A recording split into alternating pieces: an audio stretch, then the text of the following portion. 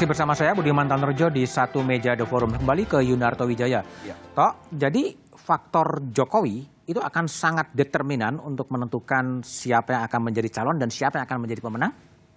Kalau dalam kapasitas, dua kapasitas. Pertama, kapasitas endorser untuk kemudian membuat calon ini makin diminati oleh publik. Itu akan ditentukan oleh bagaimana hasil dari approval rating atau kepuasan publik terhadap Jokowi. Tadi Gus Jazil sudah mengatakan, kalau tingkat kepuasan di atas 70%, masih cukup tanda kutip ya, siapapun yang dia dorong kemungkinan besar akan menang. Tapi kalau dia di bawah 60% seperti terjadi pada SBY tahun 2012 ke 2014, based on data, dia hanya akan menjadi penonton. Itu yang terjadi kenapa SBY kemudian bahkan menjadi bagian dari koalisi Jokowi JK atau Prabowo Hatta pun tidak. Dia betul-betul hanya menjadi penonton karena memang tidak punya modal kekuatan. Pertama itu, bagaimana akan ditentukan dari approval rating. Tapi yang kemudian harus dilihat juga kan adalah kapasitas ketika beliau masih menjadi pemimpin koalisi. Bagaimana kemudian beliau bisa menjadi bagian dari sutradara untuk menentukan konstelasi berapa pasang sih yang akan maju. Lalu kemudian siapa saja sih yang akan berpasangan. Dan itu yang menurut saya malah paling terlihat kalau mau dispekulasikan muncul dalam acara Rakernas kemarin.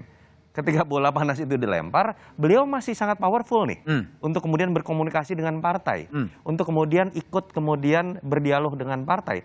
Dan partai masih melihat wibawa Jokowi sangat besar sekarang. Itu yang menjawab juga, kok masih 20 bulan Pak Jokowi sudah endorse, malah kesusu gitu kan, beliau sendiri kan. Menurut saya dalam kapasitas beliau untuk menjadi sutradara dalam menentukan konstelasi capres-cawapres tadi. Dan kemudian ketika konstelasinya sudah terbentuk, beliau kan bisa berdiri netral.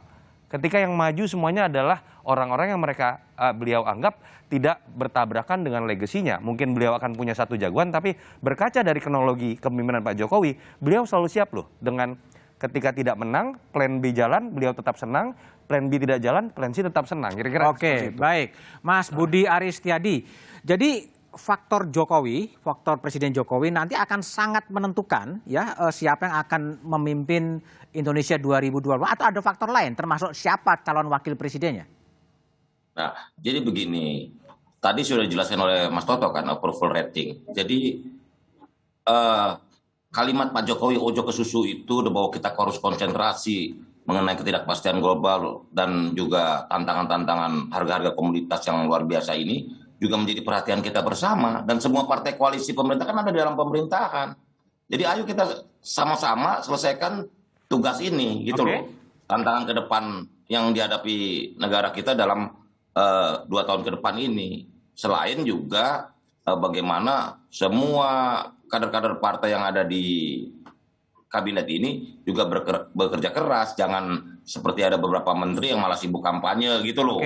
Malah mengamankan dirinya. Ini kan juga menurut saya nggak elok gitu. Lebih baik fokus kerja aja untuk mengamankan dan mewujudkan legasi Pak Jokowi yang baik. Sehingga di 2024 pelanjut Pak Jokowi ini bisa memperoleh warisan yang lebih baik gitu. Jangan diwariskan hal-hal yang berat gitu. Sehingga penerus Pak Jokowi ini juga ringan, kerjanya lebih ringan, artinya bisa bisa menyelesaikan tugas-tugas dan legasi-legasi Pak Jokowi yang masih tersisa, yang harus dikerjakan selanjutnya. Mas Arief, banyak orang khawatir sebetulnya kontestasi politik yang terlalu tinggi ini akan menyisakan lagi memperdalam polarisasi di akar rumput. Jadi gimana dalam bayangan Mas Arief PDIP agar kontestasinya lebih tidak lagi menggunakan politik identitas dan menggunakan hal-hal yang seperti pengalaman di 2019. Ya, saya kira itu menjadi tanggung jawab kita semua ya, terutama tanggung jawab pemerintah dan juga sebenarnya tidak hanya pemerintah, partai-partai koalisi pemerintahan ini juga punya tanggung jawab untuk membereskan soal itu. Jadi melawan isu-isu yang yang membelah masyarakat kita, menguatkan politik identitas, lokonasionalisme, bahkan etnonasionalisme, itu yang harus kita lawan dan kita bereskan dengan cara adalah bekerja sebaik-baiknya mengawal pemerintahan ini. Pada siang lain partai juga melakukan siar juga di lapangan, menjelaskan banyak hal tentang bagaimana politik kebangsaan kita dalam konteks bernegara kita di masa yang akan datang. Siapapun pemerintahnya, siapapun kepala negaranya dan seterusnya.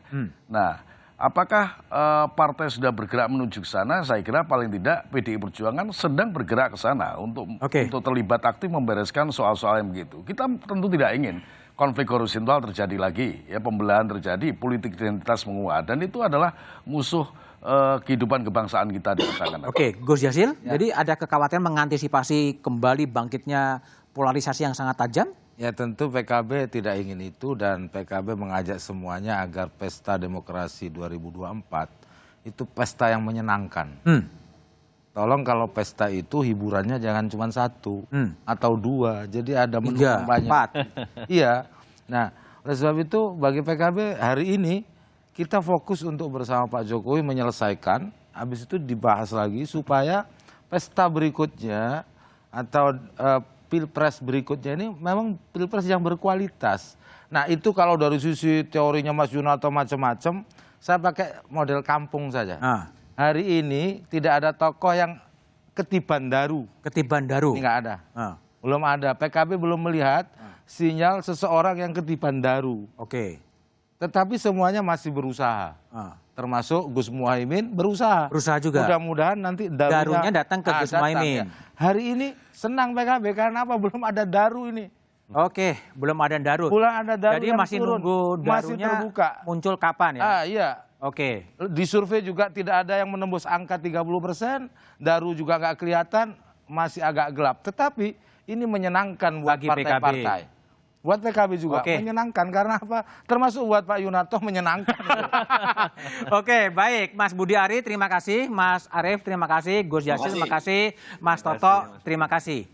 Kontestasi pemilu 2024 harus dikelola guna mengurangi potensi keterbelahan publik yang semakin dalam.